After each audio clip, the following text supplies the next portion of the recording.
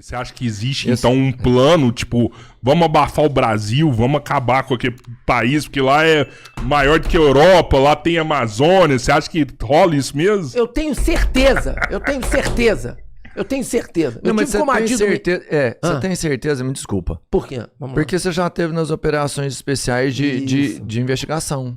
Exatamente. Você descobriu isso com fatos? A minha vida, durante os 35 anos de exército, tive em várias missões, participei de... Uma delas me deu uma oportunidade muito boa, que foi dentro da OEA, Organizações dos Estados Americanos. Então eu fui o adido militar lá do Exército, junto à OEA, e vi toda a conjuntura internacional. Fiz palestra na ONU diversas vezes, porque defendi as convenções de Genebra. Meu trabalho de doutorado foi nas convenções de Genebra. E na ONU, você percebe no ambiente internacional a necessidade dos outros países, não vou dizer todos, mas geopoliticamente falando, de deixar o Brasil numa condição menor. Porque nós somos uma potência. Nós podíamos aqui, com a sociedade livre, vou repetir, livre e bem orientada, com liderança positiva, ser tão bom quanto os Estados Unidos, tão bom quanto o Japão, tão bom quanto a Inglaterra. Por quê? Porque nós temos a base. Nós temos o território. Mas era uma briga de soberania. Povo. Ele é o líder maior que tem que tomar essa postura. É isso aí, Roberto. Você falou tudo, cara. É isso. Nós temos que ter a liderança, o líder maior tem que ter essa visão de grandeza. Se nós não tivermos essa visão de grandeza, esquece. A gente vai continuar pequenininho.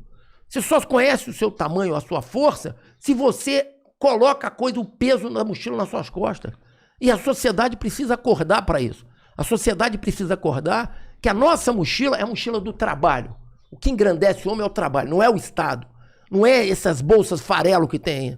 Não é essas coisas que tiram o homem do seu foco. Nós temos que dar para o homem trabalho e renda. Ele tem que ver que o trabalho engrandece ele e a família dele. Por isso que a gente tem que empregar todo mundo. Mas deixa eu falar, o nosso líder é o espírito da sociedade. A sociedade escolheu o líder que tá lá. E assim, eu vou te falar, eu vejo que a nossa sociedade tá uma sociedade doente, porque o povo não... Você, por exemplo, você falou, trabalho. O povo não quer trabalhar não, irmão. O pessoal prefere ganhar uma coisinha, fazer um biquinho ali, né? Eu vejo muita gente falando que quanto mais Estado, melhor, sabe? As pessoas não querem ter responsabilidade mais, as pessoas querem terceirizar a responsabilidade. Não, deixa o Estado controlar. Deixa o Estado controlar o que tá falando, deixa o Estado controlar o que tá fazendo. Eu prefiro do que eu tomar essa decisão. Então, a sociedade não quer ter responsabilidade. Concordo em número, gênero e grau. Mas agora eu vou explicar o porquê, pô. Agora que é o porquê. Eu posso, vocês me dão um tempinho pra contar um pouquinho a história das guerras? Por favor. Tá bom, então vamos lá. No estudo interno, pessoal que estuda, né? Eu estudo um pouquinho. Eu sou ainda um aprendiz de feiticeiro. Mas dos feiticeiros grandes, aquela galera que são grandes estudiosos internacionais da guerra, divide a guerra em 5 gerações, galera. A primeira geração qual que é? A primeira geração lá atrás. Ocupação de território milenar, foi mais milhares de anos. Antes da Idade Média, antes de tudo. Veio Alexandre o Grande, veio Gengis Khan, veio Napoleão, o Império Romano. Território, onde tiver território, eu quero pra mim. Essa é a guerra de primeira geração. Vem a guerra de segunda geração. Qual é a guerra de segunda geração? É a primeira e a segunda guerra, onde você, a partir daí, começa a ter uma visão da Eurásia. Você precisa do espaço vital para dominar. Aonde que só com aquele espaço eu domino o resto? Eu preciso de um local forte, uma base estruturada forte. Estrategicamente falando, Roberto. Exatamente isso. A partir desse momento, quando eu começo a entrar na guerra de segunda geração, eu introduzo a tecnologia um pouquinho. Começa a ter os blindados, começa a ter canhão, começa a ter avião, porque essa é a guerra de segunda geração. Vem a guerra agora de terceira geração. Qual é a guerra de terceira geração? Guerra Fria. Guerra, parabéns, que beleza! Adoro é legal demais você falar isso. Puta que pariu. Essa Robertinho é bom, Robertinho é bom. Sabe por que eu vibro com isso? Porque você viveu já um pouco dela. Sim. Você sentiu isso, cara. Então, quando eu acabei de fazer uma palestra agora, tinha umas 400. Cara, eu soltei, foi na hora, bicho. Foi na hora. Eu botei um slide lá, botei aquele slide da bomba atômica, segunda, aí botei Estados Unidos e Rússia. Guerra Fria, pô. Essa foi a guerra terceira geração, com um posicionamento geopolítico já muito estratégico, já com expansões bem definidas entre socialismo e capitalismo. Quer dizer, isso já balanceou bem a coisa. Eu não estou falando que está certo ou que está errado. Sim. Cada um tem seu ponto de vista. Mas foi guerra, foi uma guerra fria. Começamos então com a guerra de quarta geração. Essa foi muito complicada. Essa começou dia 11 de setembro de 2001. Lembra o atentado terrorista da Torre Gêmea? Chamada Guerra Assimétrica. Porque você não sabia onde estava o inimigo. Até então o inimigo estava lá, eu aqui, o inimigo. A guerra assimétrica você não sabe. Você pode estar aqui, bota um terrorista aqui, senta um cara aqui louco, vem entregar uma pizza, coloca uma bomba. Pum! Essa é a guerra assimétrica. Então o inimigo não é bem definido, as coisas não são bem estabelecidas. As localizações, ações terroristas foram muito fortes. Mas a estrutura internacional se mobilizou e combateu essa guerra de uma forma até bem eficiente. Porque as coisas foram abafando e os atentados diminuíram. Surgiu então a guerra de quinta geração. Sabe como é que ela começou? Coronavírus. A primeira, ela é bacteriológica. Ela galera, quinta geração começou. Cara. É guerra.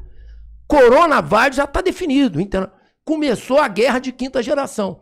E ela vem com outra pegada, em mais dois aspectos que são muito importantes.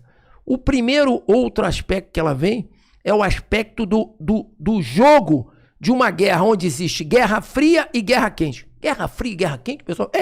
A Guerra Fria hoje é Estados Unidos e China, a Guerra Quente, Ucrânia e Rússia. E com o último fator violento, que é a comunicação. A comunicação, a velocidade da comunicação quintuplicou. Hoje é 5G. Pega aí o celular, é 5G. Essa quintuplicação gira a guerra da quinta geração, onde o cara que apanha, ele entra no microfone desse aqui e fala pro mundo. E quando ele apanha, ele dá uma de coitadinho e nego começa a se solidarizar com ele. Eu não gosto de ver ninguém morrendo. Eu não gosto. Você não gosta, ele não gosta. Ninguém gosta. Aí o cara ganha um monte de apoio. Então hoje você vê um exército da Ucrânia enfrentando um exército 18 vezes maior. E o jogo tá ali, ó. Porque guerra, você sabe como começa, mas você não sabe como termina. Essa é a situação crítica do mundo hoje. A Ucrânia e a Rússia começaram uma guerra quente, a Guerra Fria tá em volta, a Guerra Fria está no entorno. Bem maior, né? Bem maior. A Guerra Fria é bem maior. O posicionamento geoestratégico, geopolítico de duas grandes potências hoje estão se cada vez estabelecendo cada vez mais. Por quê? Porque a China tem medo de Hong Kong. A China tem medo de Taiwan. Tudo isso, um jogo político muito pesado. É muito pesado internacionalmente falando. E o Brasil entra nesse jogo? Lógico que entra. Mas a China é totalmente dependente dos Estados Unidos. Eu não vejo a China querer entrar em guerra com os Estados Unidos, sabe? Eles é muito dependente, mano. Irmão, é isso que é a questão. Você gosta de ser dependente de quem até quando? É isso. Você bateu. Você colocou em xeque. Xeque no rei. É jogo de xadrez. Política é jogo de xadrez. Com um detalhe, o tabuleiro tá mexendo. Porra. E você foi no ponto. Opa, peraí. Eu tô lá como líder da China agora e falo pra você assim, olha, não quero ser mais dependente. Não somos dependentes mais desses caras, pô. E aí? Eles é que dependem da gente? Pô, eles é que dependem da gente. Garoto. Vem, corona. Olha aí. Então, esse jogo político, a gente tem que entender nessa guerra de quinta geração. Por quê? É nessa guerra de quinta geração e desde a primeira guerra, que eu falei lá, lembra que eu falei de 5 etapas da guerra de geração? A guerra cultural. Todas elas são permeadas pela guerra cultural. A cultura sempre vai estar nesse povo, porque é a cultura que te motiva, é a cultura que vai te dar o sentido de patriotismo, é a cultura que vai permitir a todos nós, como brasileiro, ter a união.